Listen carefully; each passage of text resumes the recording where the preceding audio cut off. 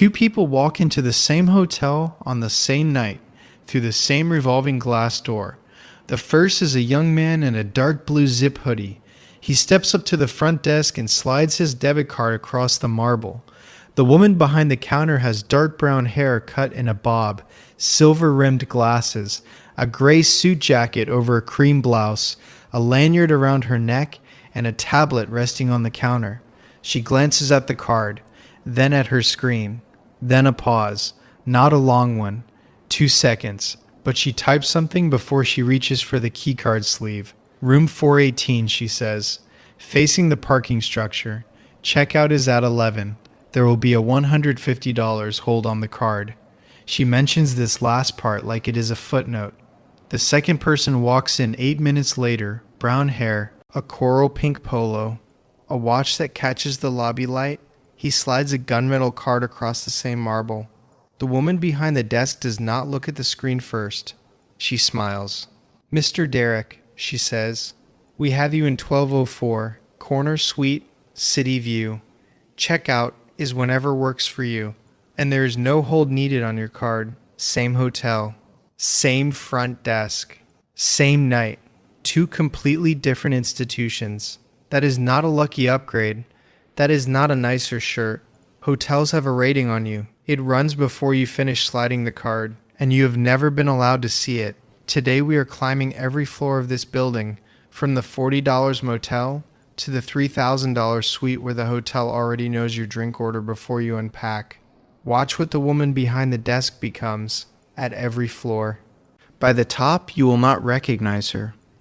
The young man in the dark blue hoodie is Hank.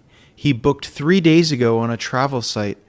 Got the last standard king at $89 a night. He cleared his debit card before he left just to make sure the hold would not cause trouble. He did everything right. The man in the pink polo is Derek. Derek's company booked his room through their travel portal. Corporate rate, Amex Platinum on file? He did not check the price because he does not have to. They're standing in the same lobby. The building does not know that. The screen behind the desk already knows everything else. Start at the floor below the floor. The $40 motel off the interstate. No rating here, no system. You pay cash at a sliding window and a hand reaches through with a physical key on a plastic fob. The door might seal fully. The deadbolt might turn clean. These are open questions.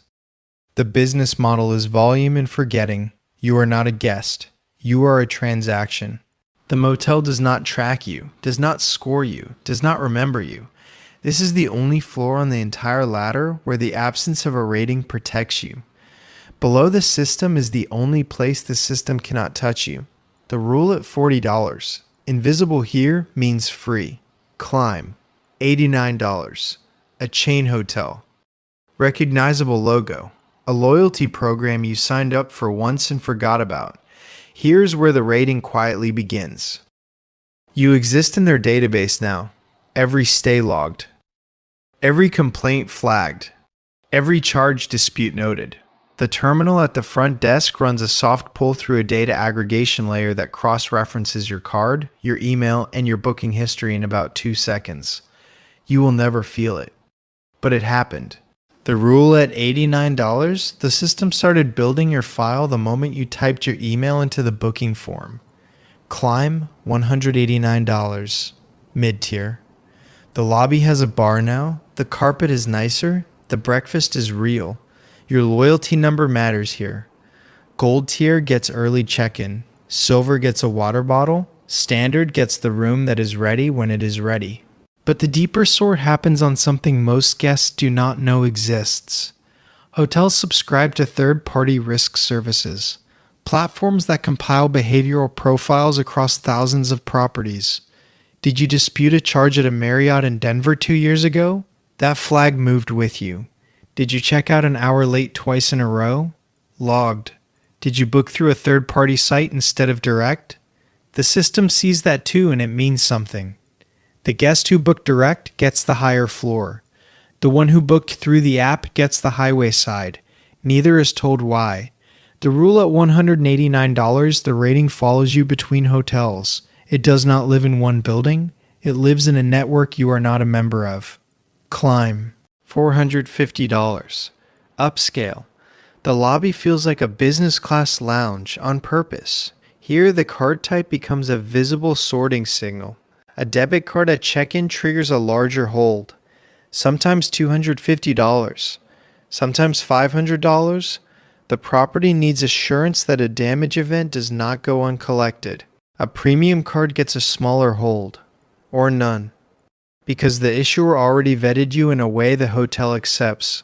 A black card gets no hold at all, a complimentary upgrade, and an unpublished rate the standard booking screen never showed. This is the moment the machine's opinion of you becomes indistinguishable from the front desk's opinion of you.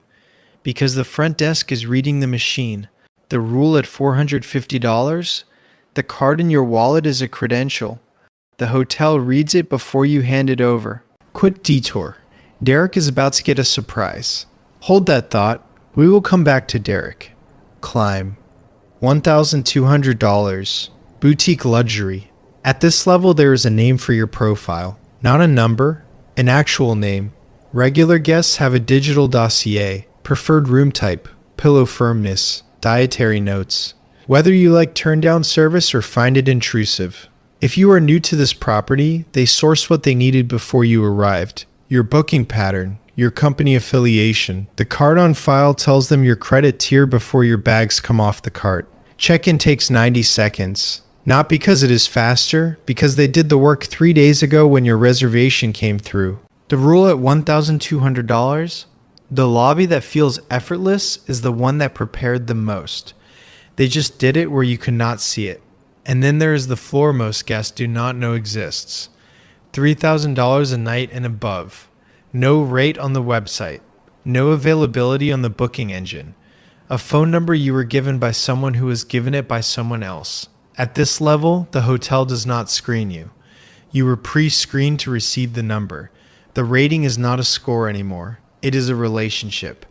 The property manager knows your net worth range within a bracket because your card program knows, and the card program's private banking tier told them, through channels that never touch your screen.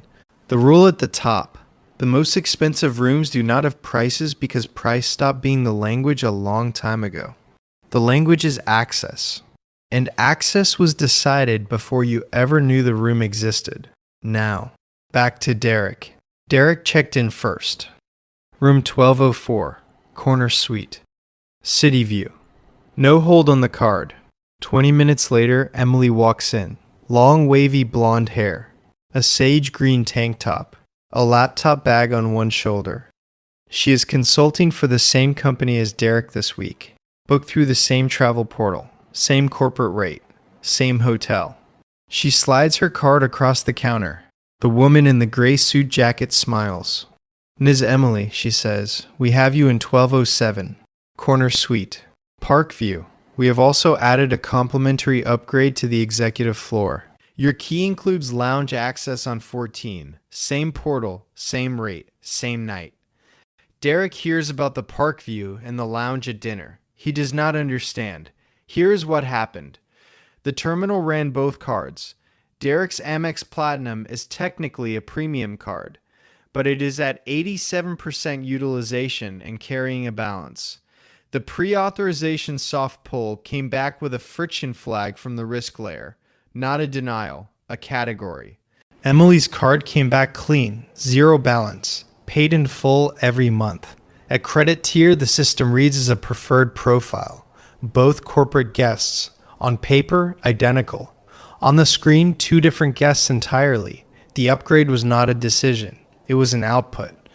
There is a man at the hotel bar at 10 p.m. Plain gray t-shirt, short gray hair and beard, a coffee going cold in front of him. He ran hotel front desks for 22 years. He has seen the screen you never see. Here is what he says. The rating is not one number. It is a composite. Your loyalty tier at this brand.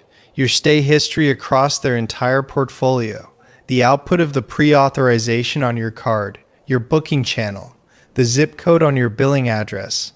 any flags in the industry shared risk databases. Whether you have ever left a negative review, the property had to respond to publicly. It assembles in 2 seconds when you slide the card. He says the front desk associate does not make the decision. She reads the output. The output tells her the hold amount, the suggested room assignment, and the service tier to apply. She has override capability. She almost never uses it.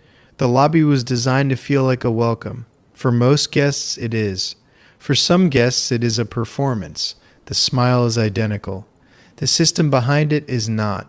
So you are back at the front desk. Same marble counter, same glass door behind you. Same woman in the gray jacket, silver-rimmed glasses, lanyard, tablet resting on the counter edge. 2 people, same revolving door. Minutes apart. One got room 418. Parking structure view. $150 hold. Checkout at 11. One got the corner suite. City view. Number hold. Checkout whenever. The front desk did not make a judgment about either of you. It ran a calculation.